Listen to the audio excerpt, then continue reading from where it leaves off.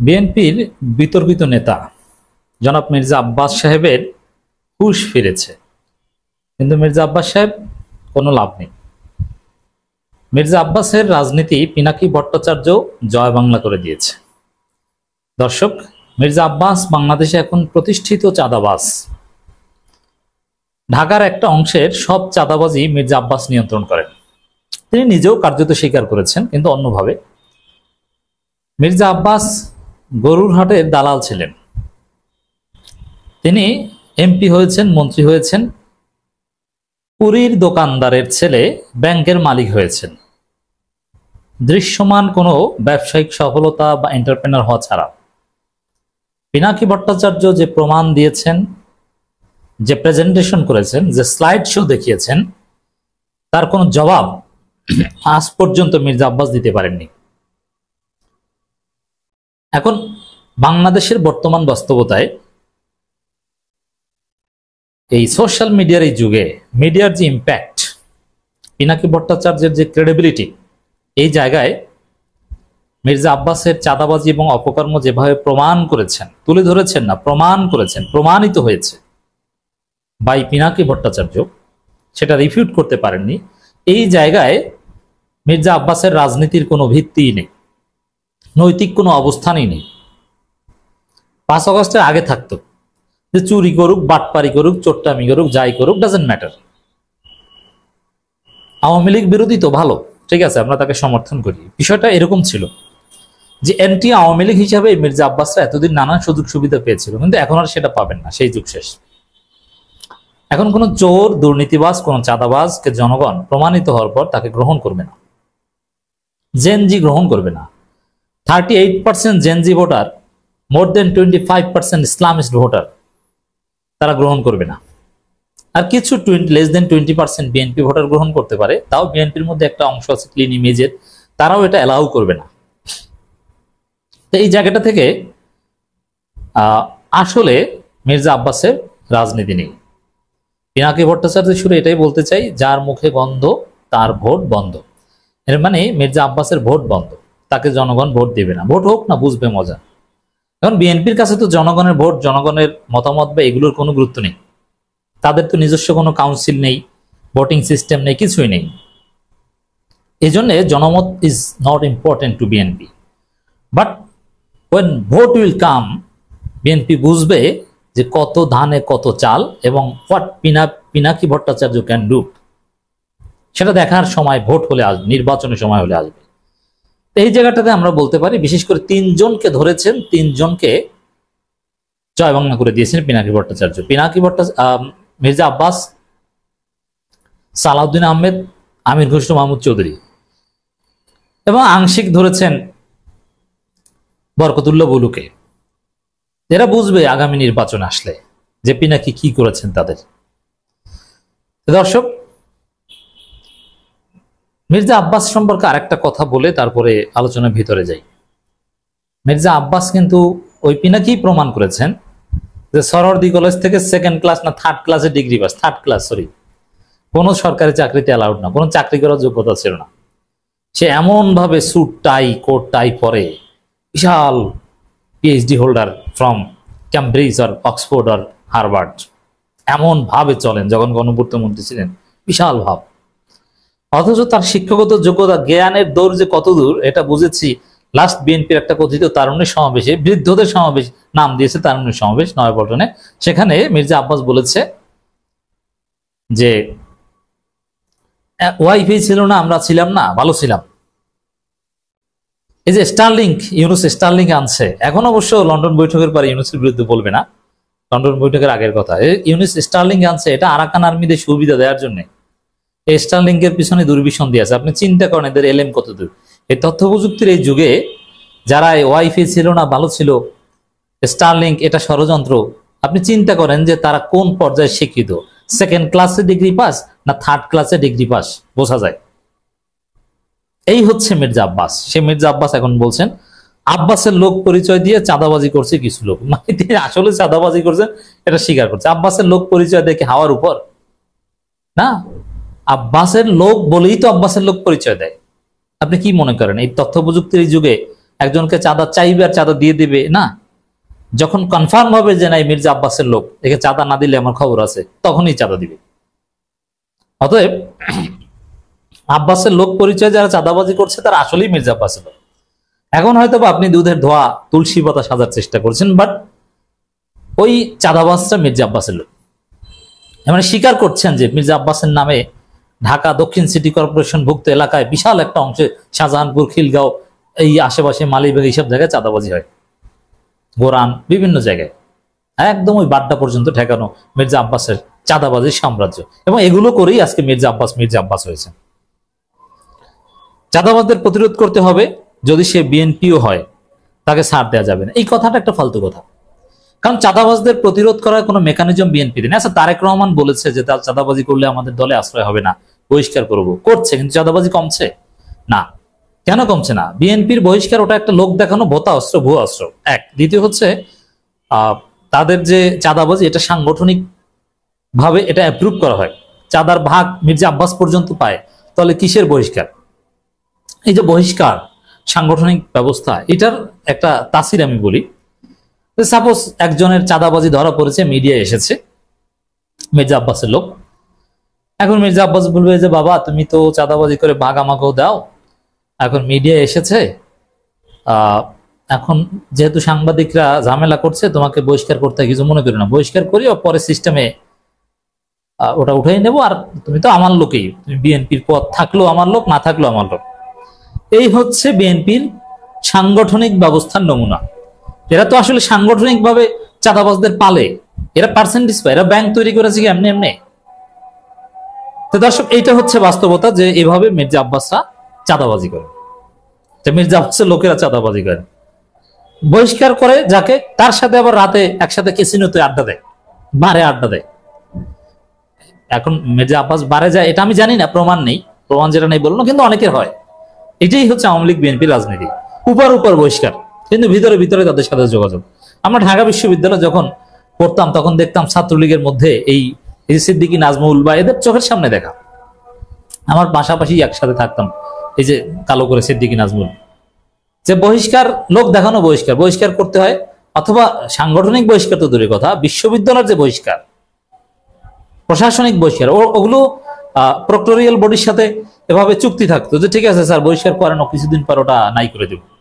সাংবাদিকদের চাপে লোক দেখানো, একটু বহিষ্কার দেখানো হতো, মারামারি করলে কিছুদিন পর বহিষ্কার নাই। বহিষ্কার যে করতো সেও হাসতো যে আমাকে বহিষ্কার করেছে। এবং ছাত্রলীগের পদ পাওয়ার ক্ষেত্রে এটা একটা যোগ্যতা হতো, তুই দেখেছো আমি কয়বার বহিষ্কার হয়েছি। এর মানে বহিষ্কারের কিচ্ছু না, একাডেমিক পরীক্ষা ক্লাস সব করতে পারে, এগুলো সব নাটক ছিল, আমাদের চোখের সামনে দেখা। তো বিএনপি আওয়ামী লীগের মধ্যে এই সাংগঠনিক ব্যবস্থা, বহিষ্কার হচ্ছে এটা। তো দর্শক, চাঁদাবাজকে কে প্রশ্রয় দেওয়া যাবে না, আমি কথাগুলো এ কারণে বললাম যে এখানে আসছে তাদের দলের মধ্যে অনেকে হালুয়া রুটি ভাগ নিতে। আর ভাই আপনি নিজেও নেন, যে স্বীকার করলেন যে বিএনপি নেতারাও চাঁদাবাজির ভাগ নেয়। ইসলামী আন্দোলন বাংলাদেশ বা চরমোনাইয়ের সোহরাওয়ার্দী উদ্যানের মহাসমাবেশে যে জনসমুদ্র তৈরি হয়েছিল, যে লোকে লোকারণ্য হয়েছিল, এটা দেখে বিএনপি, বামপাড়া এবং কিছু মিডিয়ার মাথা খারাপ। বিএনপি খুব অস্থির হয়ে পড়েছে যে এত লোক, চরমোনাইর second largest religion based political party, not largest political party, তাহলে জামাত ইসলামী সমাবেশে কিরকম লোক হতে পারে? আর এই জামাত চরমোনাই এক হলে কি ঘটনা ঘটবে বাংলাদেশে? সাপোজ চরমোনাই জাস্ট একটু খেলা দেখিয়েছে মহাসমাবেশে সোহরাওয়ার্দী উদ্যানে, এখানে কিন্তু চরমোনাইয়ের লোক সবাই টুপিওয়ালা, জামাতের কিছু লোক এসেছে ভালোবাসা থেকে, কিন্তু জামাতের লোকজন যাবে এরকম কোনো সাংগঠনিক নির্দেশনা ছিল না, জামাতের অতিথিরা ছিল। তো এই সোহরাওয়ার্দী উদ্যানের মহাসমাবেশে যে লোক ছিল, এটা আপনি 100% চরমোনাইয়ের লোক বলতে পারেন। জামাতের লোকজন শতকরা ওখানে 1%ও ছিল না, হয়তো বা 10,000-এ একজন ছিল, তবে এসেছে অনেকে, এটা ঠিক। তো দর্শক, এটা দেখেই তোলপাড় রাজনীতিতে, যে এটা কি, সোহরাওয়ার্দী উদ্যান পরিপূর্ণ, হাইকোর্ট মোড়, মৎস্য ভবন এলাকা, ইঞ্জিনিয়ার্স ইনস্টিটিউশনের সামনে, ঢাকা বিশ্ববিদ্যালয়ের ভিতরেও চারপাশে শাহবাগ এলাকা, লোকে লোকারণ্য, বিভিন্ন জায়গায় প্রজেক্টর লাগিয়ে মানুষ সমাবেশ দেখেছে। রমনা পার্কের ভিতরেও বিপুল সংখ্যক উপস্থিতি ছিল, যারা ভিতরে যায়নি বাইরে বসে সমাবেশ দেখেছে। আবার আবহাওয়া খারাপের কারণে অনেকে আসেনি বা আসতে পারেনি। ইসলামী আন্দোলন বাংলাদেশের সমাবেশের নানান দিক নিয়ে আমি বিশ্লেষণ করেছি।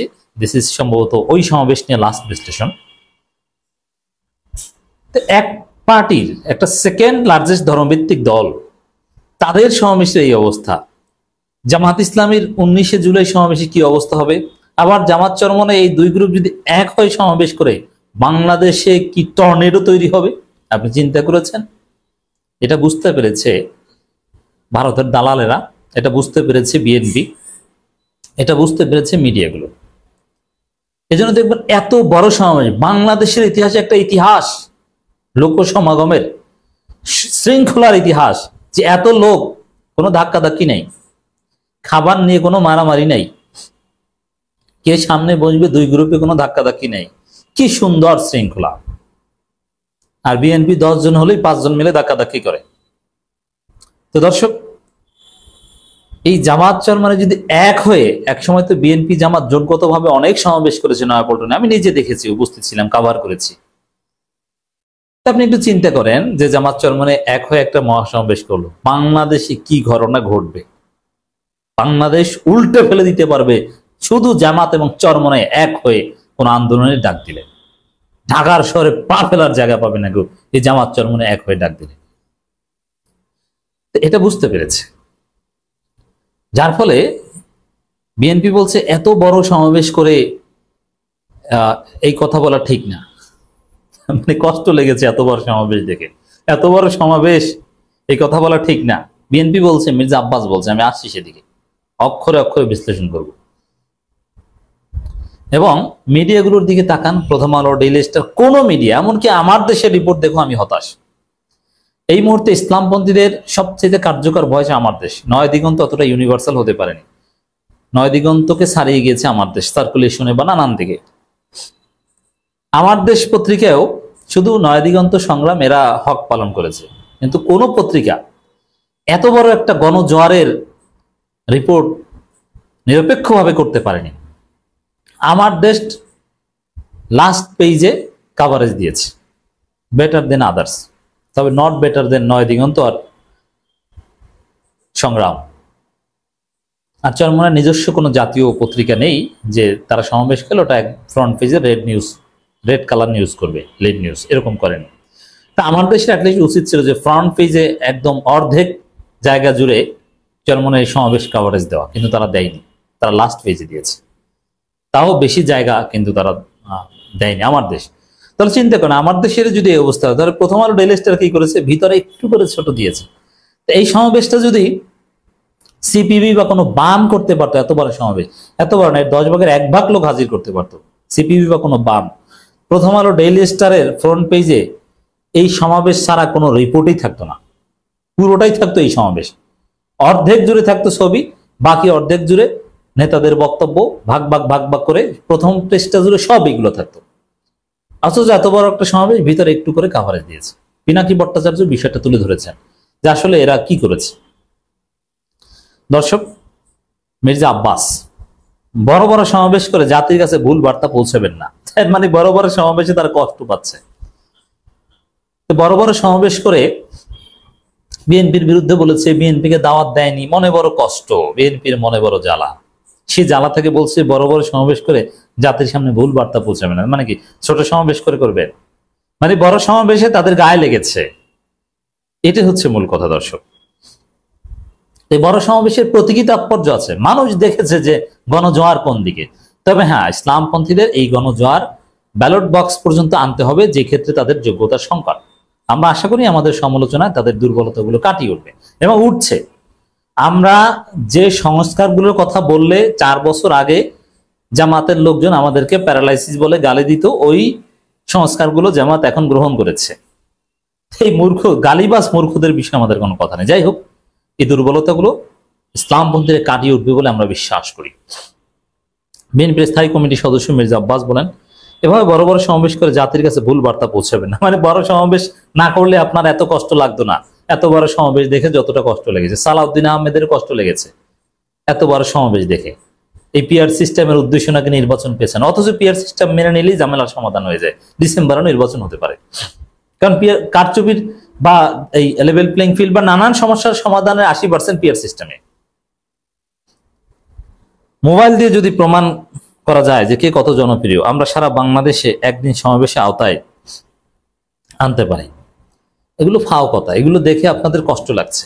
মোবাইল দিয়ে মানে কি, মানে ফেসবুকের মাধ্যমে জনপ্রিয়তা প্রমাণ। আরে ফেসবুকে হাসিনার আগে পতন হয়েছে। ফেসবুক, ইউটিউব, সোশ্যাল মিডিয়ায় আগামী রাজনীতির, আগামী দিনের বিজয়ের জয় পরাজয় নির্ধারণ হবে। আগে যারা ফেসবুকে জিতবে তারা নির্বাচনে জিতবে, যারা ফেসবুকে হারবে তারা নির্বাচনে হারবে। আপনি এই মোবাইল দিয়ে ওয়াইফাই বিরোধিতা করে লাভ নেই, সাবমেরিন কেবলের বিরোধিতা করে লাভ নেই, আপনারা পিছিয়ে পড়বেন। কারণ এই মোবাইল, ইউটিউব, ফেসবুক মির্জা আব্বাসকে জয় বাংলা করে দিয়েছে। কারণ ইউটিউব, ফেসবুকের মাধ্যমেই পিনাকি ভট্টাচার্যের ভিডিও জাতি দেখেছে আর মির্জা আব্বাসকে বর্জন করেছে। নির্বাচনে মির্জা আব্বাস ধরা খাবে, এই কারণেই মোবাইলের প্রতি মির্জা আব্বাসের ক্ষোভ। এই বড় বড় সমাবেশ করে জাতির কাছে ভুল বার্তা পৌঁছাবে না, নানান আবিজুবি কথা বলছে, মানে ভয় পেয়েছে বিএনপি সমাবেশ দেখে। তো দর্শক নানান কথা বলেছেন। পিনাকি ভট্টাচার্যের একটা ফেসবুক পোস্ট, চরমোনাই পীর সাহেবের দলের বিশাল সমাবেশ অনুষ্ঠিত হয়েছে। দেখেন অনেকেই বলেন যে চরমোনাই কেন বলেন, ইসলামী আন্দোলন বাংলাদেশ কেন বলে না? ভাই চরমোনাই বললে সহজে চিনে, বললে তো সমস্যা নেই, এটা আপনাদের ভালো। ইসলামী, নিজেদেরকে ইসলামী আন্দোলন, এটা জামাতও বলে যে আমরা ইসলামী আন্দোলন করি, মানে তো না চরমোনাই দল করে। এই জন্য চরমোনাই বললে এটা আপনাদের ব্রান্ড, এটা নিয়ে গর্বিত হন। চরমোনাই অনেক বড় বড় নেতা, সাবেক ছাত্র সংগঠনের, এই চরমোনাই ছাত্র সংগঠনের সাবেক সভাপতি, কেউ দেখলাম যে আমি চরমোনাই বললে একটু ইনফিরিয়রিটি কমপ্লেক্সিটি দিব না। চরমোনাই এটা মহান, এটা বড় কিছু। চরমোনাই দরবার, চরমোনাই পীর সাহেবের যে এই জায়গাটা, এটা বিশাল কিছু, এটা নিয়ে গর্বিত হন। সেখানে বিএনপি ছাড়া বেশিরভাগ দল অংশগ্রহণ রাজনীতিতে নতুন মাত্রা যোগ করেছে। তবে আমার প্রশ্নটা অন্য জায়গায়, বাংলাদেশের মূলধারা গণমাধ্যম তথা বাঙ্গু মিডিয়া এত বড় আয়োজনটিকে কিভাবে কাভার করলো? তাদের কাভারেজ কি আদৌ পর্যাপ্ত ছিল? ভাবছি যদি বামপন্থী বা কোনো সুশীল মহল অন্তত 10,000 লোক, 5-10,000 লোক হাজির করতে পারতো, তাহলে তাদের নিয়ে গণমাধ্যমে আচরণ কেমন হতো? এটা তো আমি বলেছি। তা এই জন্য এখানে একটা বিষয় স্পষ্ট যে আমাদের ইসলামপন্থীদের শত্রু বিএনপি এবং এই বঙ্গ মিডিয়া সুশীল।